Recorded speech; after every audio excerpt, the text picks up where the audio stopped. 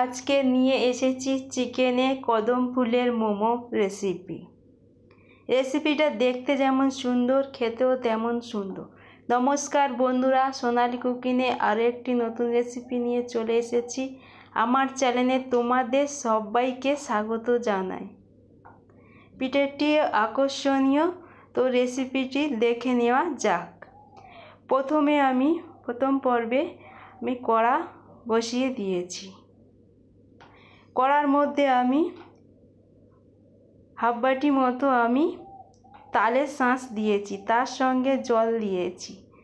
দেখো, আমি খুব ভালো করে তৈরি করে নেব আর গ্যাসটাকে লো হিটে রেখে দেব। এইভাবে কিছুক্ষণ সময় দিয়ে আমি তৈরি করে নেব। এরপরে আমি দিয়ে দেব হাফ টেবিল চামচ নুন। এরপরে আমি খুব ভালো করে সময় দিয়ে নাড়াচাড়া করে নেব। দেখো, এইভাবে সময় দিয়ে নাড়াচাড়া করে নিবে, আশা করি বেশ ভালো লাগবে। এবারে আমি দিয়ে দেব ময়দা। এখানে আমি এক বাটি ময়দা নিয়েছি, ময়দাটা আমি দিয়ে দেব। তোমরা চাইলে এখানে আটা দিয়ে তৈরি করতে পারেন। এবারে আমি ডোটাকে খুব ভালো করে তৈরি করে নিলাম। দেখো, কিছু সময় দিয়ে ডোটাকে তৈরি করে নেব। তো আমার ডোটাকে খুব ভালোভাবে আমি মোটামুটি তৈরি করে নিলাম। আমার ডোটা তৈরি হয়ে গেছে। এবার আমি দ্বিতীয় পর্বে চলে যাব। এখানে মাংস আমি ছোট ছোট পিস করে কেটে নিয়েছি। আমি পুরটা বানানোর জন্য ছোট ছোট করে কেটে নিয়েছি মাংসের পিসগুলো। দেখো, এবারে আমি কড়া বসিয়ে দিয়েছি। কড়ার মধ্যে আমি বেশি পরিমাণে তেলটা দেব। 2 থেকে 4 টেবিল তেল আমি দিয়েছি। এবার পেঁয়াজটা আমি দিয়েছি, 2টো মিডিয়াম সাইজের পেঁয়াজ। তার সঙ্গে আমি লঙ্কা কুচি দিয়েছি, তো তোমরা ঝাল বুঝে লঙ্কাটা দিও। এবারে আমি খুব ভালো করে নাড়াচাড়া করে নেব। দেখো, এখানে কিছু সময় দিয়ে পেঁয়াজটাকে ভেজে নিতে হবে। খুব ভালো করে পেঁয়াজটাকে আমি ভেজে নেব।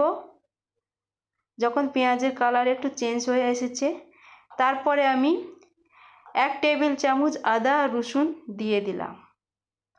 এরপরে আমি খুব ভালোভাবে ভেজে নেব, যাতে এর মধ্যে কোনো কাঁচা গন্ধ ভাবটা না থাকে।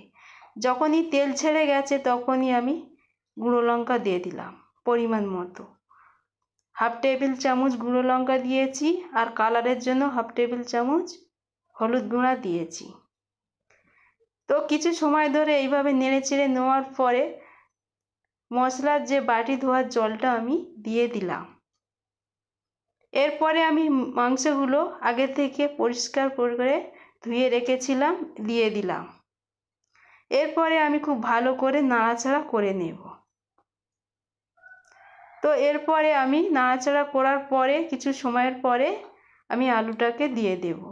এখানে দেখো, আলুটার সাইজ যেমন নিয়েছি আর সেইভাবে মাংসের সাইজটাও আমি সেইভাবে কেটে নিয়েছি। এখানে পুরটা যত ভালো হবে, এখানে পিঠেটা ভালো হবে। আর হাফ টেবিল চামচ আমি নুন দিয়েছি। আর এইভাবে আমি ঢাকা দিয়ে তৈরি করে নেব।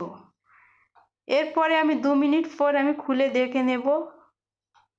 দেখো, আমি পুরো দেখে নেব কেমন হয়েছে। সেদ্ধটা কেমন হয়েছে আমি দেখে নেব, এখানে কিছুটা বাকি আছে।